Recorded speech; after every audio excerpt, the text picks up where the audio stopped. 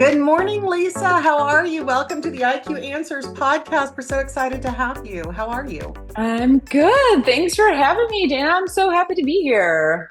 Well, let me introduce you to our audience, Lisa. So today we have Lisa Sharapata.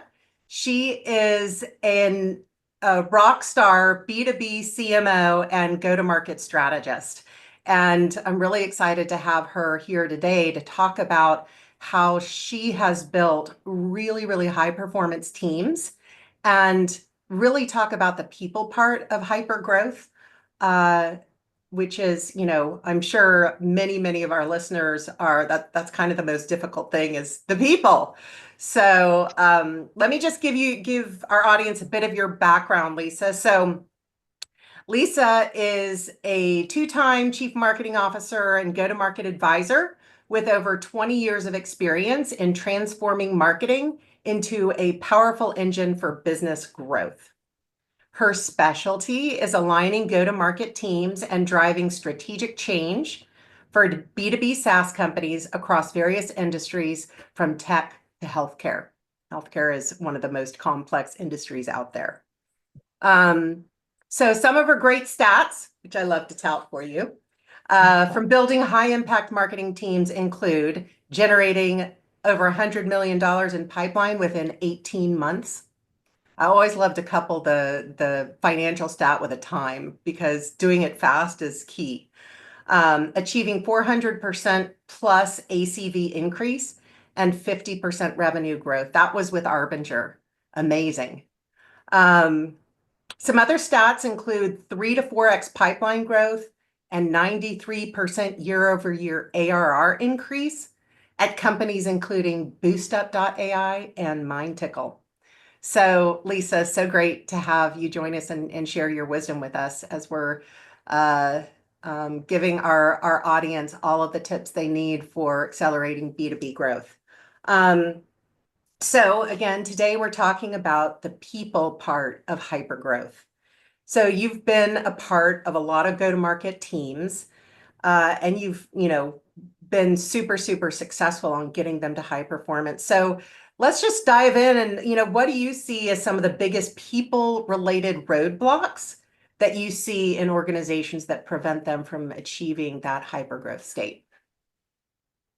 Yeah, well, I think first of all, even just acknowledging, right, that the people part is usually the most complicated part that gets in the way of success. So you can have the best product, you can have the best strategy, you can have, the best team and smartest people in the room, but without figuring out how to get them aligned to a greater vision and kind of get the egos set aside and kind of get the most out of everyone there and help everyone thrive.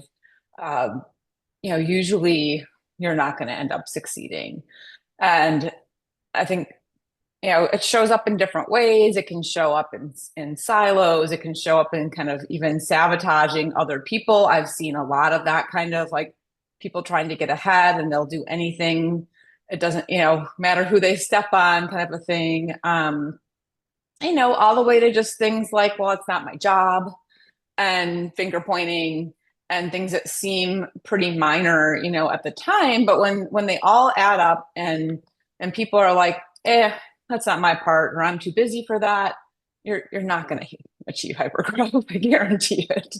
So Yeah, yeah. well, it's interesting because, I think you and I know well, having done this for, quite a few years now, that getting people on the same page and alignment seems fluffy as opposed to, okay, what's your contribution number and what's your conversion numbers? But I'll tell you, from our perspective, as we're, working with B2B companies with RevOps automation, I still hold that one of the most important things is the change in culture that occurs when everybody is aligned and understanding why they're doing what they're doing. And it's super powerful. So, let's talk a little bit about the misalignment. What are some of the key things you see that companies can look out for as red flags as, okay, we've got alignment issues? Yeah, well, I mean, it can come all the way from the top, like you were just saying, when you're looking at your revenue numbers and how do you reverse engineer that so that everyone understands their part. So, for example, in marketing, if, it used to always be about leads. Oh, we need this many leads, but really, are they qualified leads? Do they meet our ideal customer profile? Are they the right personas? And so when you start going from the big picture and breaking it down, it's like, well, we need this much pipeline per rep, per territory, per month. Like the more you can break that down and then make sure you're aligned on, and this is what that needs to look like. And even then it can be like, and we have a really low conversion rate from here to here. And so here's some things we're going to focus on together to help solve for that. When those aha moments happen and the clarity happens and people on the different teams realize their part in getting to that number, and that kind of alignment is first and foremost. See, it's not just the vision, but again, reverse engineering that into what is my part in that, and everyone knowing it. So there's that transparency too, which you mentioned, like when you have these dashboards, part of why the culture changes is because there's transparency and people can talk about that. And I find transparency to actually matter across the board. And if you start looking at some of even like the latest research from like a McKinsey or, more and more talk about having that transparency in leadership. So I think it goes a long way when you really, really can, what's behind it all, right? Mhm. So yeah, I'll pause there. Yeah, and I agree. I mean, I think, when, that's part of the culture impact too, is, when you have that transparency and you have, full data alignment supporting the people, the conversation and the way people talk to each other changes, right? Because it's not opinion anymore, it's problem solving. Now we can clearly see where the gaps are, what the issues are. And it's amazing. I love to watch that, which I'm sure you've seen so many times, that shift. I love this concept of the speed of trust. And when everything is clear and transparent, there's a trust. It's not, well, do I believe what that person is saying? Do I believe the numbers? Right? And it leads, uncertainty always erodes that trust. So, tell me about that. Let's kind of go on that thread of the trust and transparency thing. How have you seen the evolution of that in your teams affect their performance? Yeah. Well, I'll say, I mean, even just my own personal journey, I didn't start off thinking about these things. I started off on the agency side, I was on the creative side, and I started to get frustrated because almost all of the feedback I was getting was subjective. And so then I got more into the strategy side. So, kind of back to this form follows function and what we were just talking about, like transparency and understanding why you're doing all these things. But I think starting on the creative side, what I just inherently knew is that you needed to create a safe environment for people to speak up and to give their creative ideas and brainstorm. So, like, I've now learned that that's called psychological safety. And there was a big project that Google did, I think it was in 2012, just trying to figure out like what creates the most high performing teams.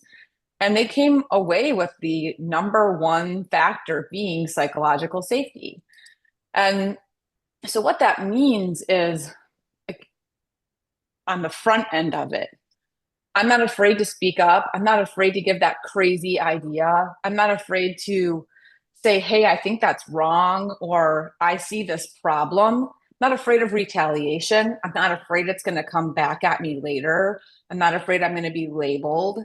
And that takes time. And back to the trust factor. I mean, we know trust takes time, but the the more you can model it as a leader, the more you can also like own your mistakes and be transparent or be the first one to throw out that crazy idea.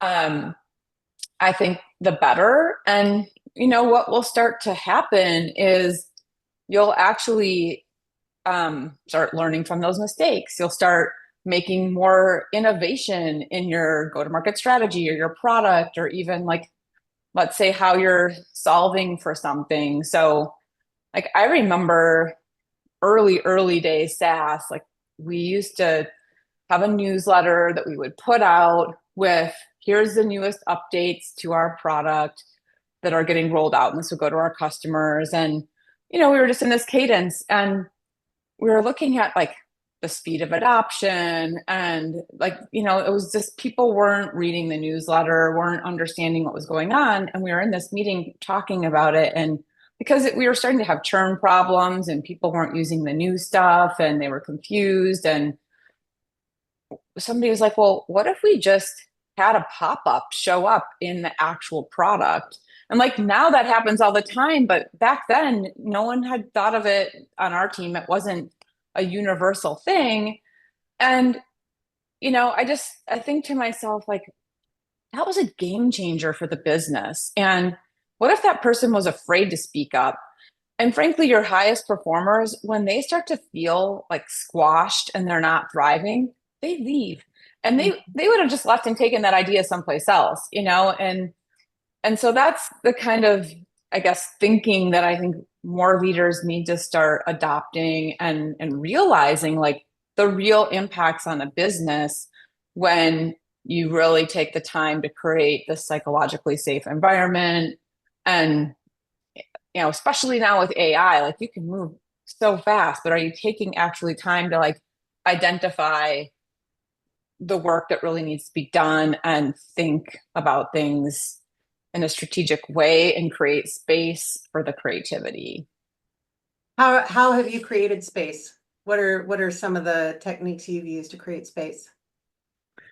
Yeah, I mean, first of all, especially, I mean, I've been remote before COVID was a thing. So, um, there's certain times knowing when you do need to be in person, I think is important. But also, if you are mostly remote or a hybrid environment, I like to make sure I have a cadence with the team. And I like to make sure that there's always at least one meeting a week where it starts with a little bit more lightheartedness and we get to know each other a little bit better. So I just think that those relationships and knowing people, learning about people, that's really important. And then again, back to, as a leader, being the first one to admit if you're wrong or being the first one to throw out that crazy idea, even just identifying like, okay, we're brainstorming. This is a totally safe space. There's no dumb ideas. What if we did a Super Bowl ad? And then, go from there, right? And let other people chime in, make sure you're listening and make sure whatever, if there is ever any backlash or retaliation, like that has to be nipped. It has to be addressed. So sometimes there also needs to be those really uncomfortable conversations. Maybe it's talking to someone privately or on the side, but you can't let any undercurrents take hold either. So it's like lead from the front, but you got to be watching what's happening behind the scenes. And if behind the scenes there's people, so and so, this, that, it's like, no, that is not how we do things on this team. You wouldn't want that. I want people to be able to speak their mind. And, you've got to be consistent. Do you think it influences the development of core values for the organization? Because I Well, see, absolutely. yeah, I go ahead. mean, ideal situation is this starts at the very top. The CEO is leading this, and the leadership team is all completely bought in. And you're going to have different personalities, but if the kind of the underlying theme, let's just say, is innovation is important to us as an organization, or I mean, tie it to any, really most companies' core values, have consistent themes in them, um, then how does that start from the top down? How is that reinforced? Because every leader is going to have a different style. You have to make it uniquely your own. But, but even back to the CEO saying, to one of their executive leaders, like, hey, we they need to be in tune. Like, this is not the kind of environment we're trying to create. You can't Mhm. just let one person slide because that's not their personality, because it does start to erode away trust really quickly. So, I mean, it's hard. I think, again, this is why I think it is, to your point, it seems squishy. It's not, there's not black and white. There's no clearly defined rule book. Everybody has their own personality they're bringing to the table. The cards are different in every organization. So I think a lot of times it's like, oh, well, this is our values, this is our culture. But when you look at, take a step back and you start reading like actually what people are saying on Glassdoor or something, it's not. So Mhm. you have to really intentionally live that. And it has to be priority. Now, I've seen in super huge enterprises where you can have some anomalies where there's like a department with a great leader, um, and they have their own subculture, but that doesn't typically work long term either. So, Yeah, I'm sure you can, think back at the various cultures of organizations you've been part of. And as you were talking, I remember one just really stands out to me. It was a, B2B software company, and their hiring practices were incredible. I mean, they had so many bright, talented people on their team. I mean, to get to be an employee of this company, you had to like go through a bazillion hoops. But from the CEO level, it was it was gosh, I'm at a loss for the word. I'll just give you an example. I was running the marketing team, and the CEO came in and told our team that everything we were doing was hamster vomit. I kid you not. I kid you not. And um, I look back at the evolution of that company over time. And I won't say, and it's had its success in its own right, but all of the people that I remember being the stars that work there are gone. And the people who again, smart people, but not but the people that would fall in line, they're the ones that are there.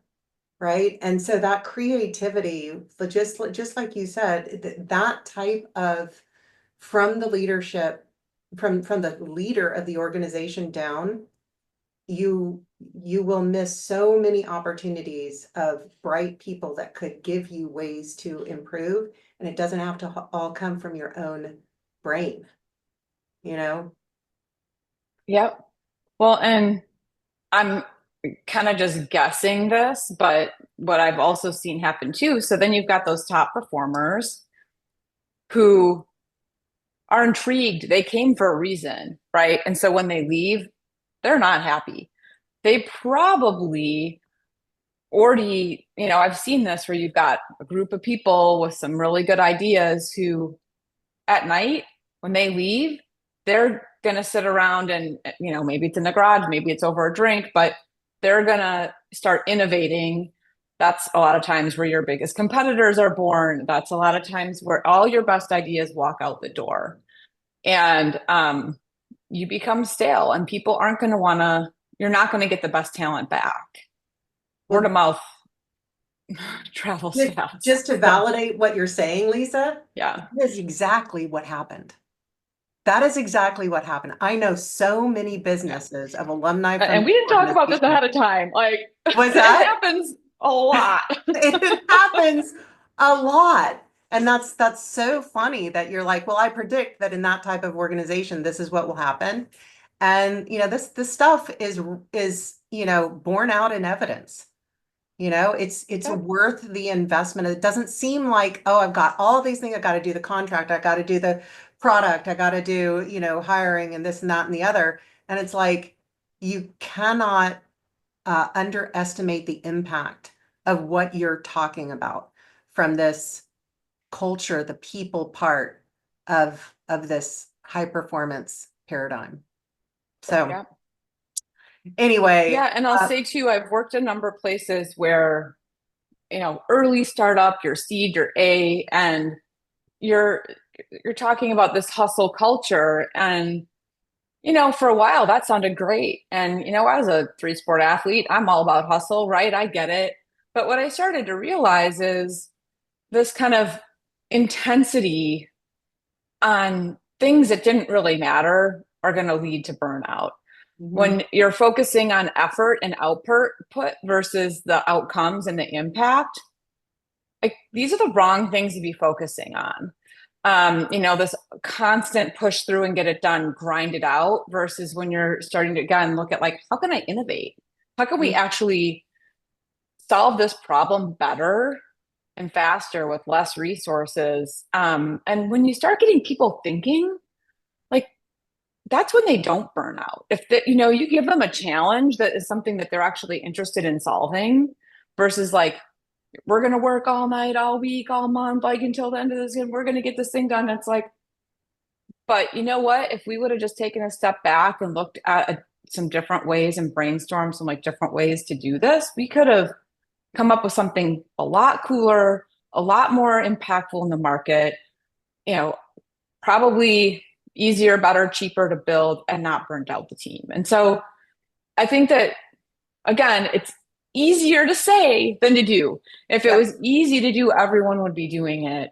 But the reason why I start talking about this, really started to dig in and learn more about it is because I've seen it so many times erode the success of an organization. So yeah, that's my Yeah, and rant. and no, from my personal experience, it takes great discipline, especially from a founder-led software company. It creates great discipline when the founder is that go, go, go, get it done, get it done, get it done. And it creates discipline to say, I cannot expect that from every member of my team, and it's a discipline that, okay, what are the most important things? What if we don't get this done now? What if we pace out our priorities? You know, constantly evaluating that one of the biggest priorities is making sure that the team is most of the time enjoying their work.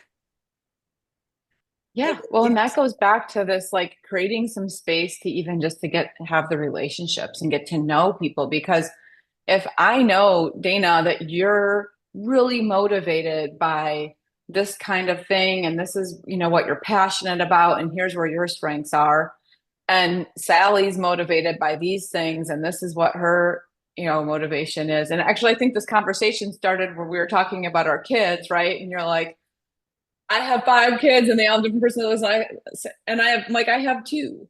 And they couldn't be more different and the same at the same time. Like what motivates them is different, but they share common values. But how they get there totally differently. The things that they enjoy doing completely different. I mean, and my one daughter, she'd be up, she'd burn the candle on both ends. She'd be up until 2 a.m. doing homework all in high school. She was in dance and theater and this and that and da da da da da and student council. And she thrived on that. And the chaos like worked for her. And, my other daughter is like spreadsheets, totally organized. Everything has to be structured. She creates calendars for herself. Like, I'm like, I'm in the middle. And so trying to understand these two human beings, like from an early age, I could tell they were very different and unique. Um, but once I like saw what made them tick, figured out how to help them kind of clear the path to success, get barriers out of their way.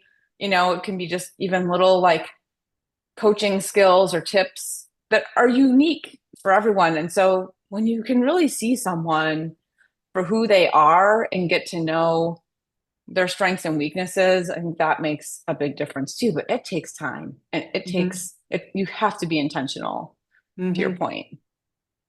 Yeah, and with our kids, we have it's a a lot of time that we're spending with each individual to put them where they're strong, right? And expose Yeah. them to all the different possibilities and then let them gravitate to what they're inspired by. Do you have Yeah. any thoughts on kind of how you create an environment that allows people to kind of gravitate towards what they're really good at at the pace of B2B hypergrowth? Well, I will say one thing. Um, I've been around for a while, so I partly have an advantage because I've taken some time to build relationships with people and I know who's good at what. So now when I'm building, it's like, oh, I need Paige for this. Oh, I need Jen for that. I need Emily for this. I need Fern for that. Like I already have, kind of a bullpen of people, right, that I know. So I think there's that, like again, over time, but that took a lot of time and work. Um, and I think some of that's what also makes, they say like leaders, aren't born, they're you could like taught or something. I don't even know the expression, but it's like I do think there's something to be said for instincts and being able to read somebody, and some people enjoy doing that and some people don't. And frankly too, like I've had some learning curves. I've had some people on my team, let's say, were neurodivergent in certain ways, and learning more about them and what they are good and not good at is it's a completely different approach to someone who's not neurodivergent. So once I start understanding those different things too, and saying like they're really good at this and they love it, um, but that took some time for me, because to me that didn't seem logical. But now that I see that, I'm like, this is amazing. I mean, there is something out there for everyone, and there is somebody out there for everything. So trying to figure out how to match those things up, I think is pretty important. Well, I mean, so now you've gotten you've hit a point that I'm very, very passionate about because my oldest son has autism and my youngest son has Down syndrome. And my joke is always it's the three in the middle with special needs, right? So but you're absolutely right. I mean, as you were talking, you know, there are things that Christopher, my oldest, can do better than anybody else. You just have to put him in that role. And Ben, my youngest, oh my gosh, he lights up the room. Where do you put him where he's strong? And that's a Yep. lifetime as a parent trying to figure that out. But and, but today there are a lot of resources to bring into companies to be able to help you, train individuals like that, and understand how to work with them and put them where they're strong. So, but that's probably a topic for another podcast. Yeah. Yep. I mean, but yeah, there's all sorts of different personality tests, and now I'm seeing there's one called Sure People, where it's like basically like it's an app, but like you can be getting real-time information, like, oh yeah, okay, I'm talking to so and so, and that's right, this is their thing, and okay, this is how I work best with that. And so, I think that it gets more complicated, but it all comes down to the same, core principles. And I always go back to too is like people will remember how you make them feel more than any other thing. So, Mhm. taking the time to get to understand them, and when you're seeing them struggle, then they're not in the right spot. So learning more about that and understanding what makes them tick and helping them figure that out, like that goes a long way. And even if they're a little bit annoyed and frustrated with something, I guarantee they're going to be a higher performer than someone who you don't get to, learn that time from. Or you have faster conversations like this role is not a good fit for you, and you figure that out quicker. So, yeah. Yeah, I will tell you that's one thing that I find impossible to teach is whether somebody cares or not. That's one of the most difficult. It's like there are some things you can teach, there are some things you can coach, and then there are some things that, you just gotta, call it like it is. So, Yep. but there's other things for that person, right? So, Oh, right. And that's the and thing is, I mean, they'll be miserable too. They don't want to be there any more than you want them there. So again, mhm. the more you can have a safe environment, have a relationship, figure out how to have these conversations with people, the And better. and when you part ways with somebody, it's always better for them. I have never, I do not remember any case where somebody parted ways and it was not in their best interest. Not even looking at the company. It's the person, and I know we've been around long enough to say, thank you, Lord, for the times you said no, right? So, um, but the other thing Yep. is, if you're not good at it as a leader, that's okay. You know, have somebody with you um that overcomes your shortcomings. It's Uh, like own it and say, I'm not Wholeheartedly. good at that. And I need somebody with me as part of my team to fill in those gaps.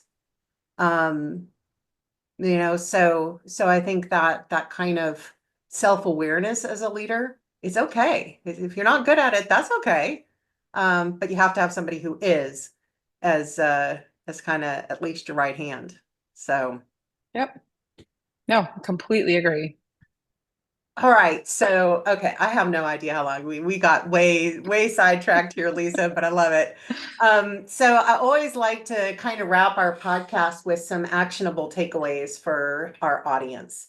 So when we're looking at, kind of everything we've talked about, if there are three things you would want our audience to walk away with, what would those be? Yeah, I would start with alignment, um, psychological safety, and the relationships. So back to, I mean, first, if you don't have a vision, if there's not clear alignment around even what you're trying to accomplish, I don't think it will matter how good your relationships are or how safe the environment that you're creating is, right? If you want hyper growth anyway, or any kind of growth, you have to get that 10,000-foot view and be able to kind of understand then what each person's role is in achieving that, and then creating that psychologically safe environment that we talked about. But I mean, that's really where I see the innovation coming from. I feel like that's also where you're going to get, your best out of people. And then the relationship piece, understanding each other, knowing what's going to maybe set them off or be a really good project for them, or where someone's strengths and weaknesses are, and focus on their strengths. Fantastic. Fantastic. Well, Lisa, you are a font of wisdom, and I thank you so much for joining us and sharing your experience with us. And I look forward to having you back on in the future, and we'll see what you are up to, and we'll dive into another subject. So thank you so much for All joining. right, thanks for having me. It's been great.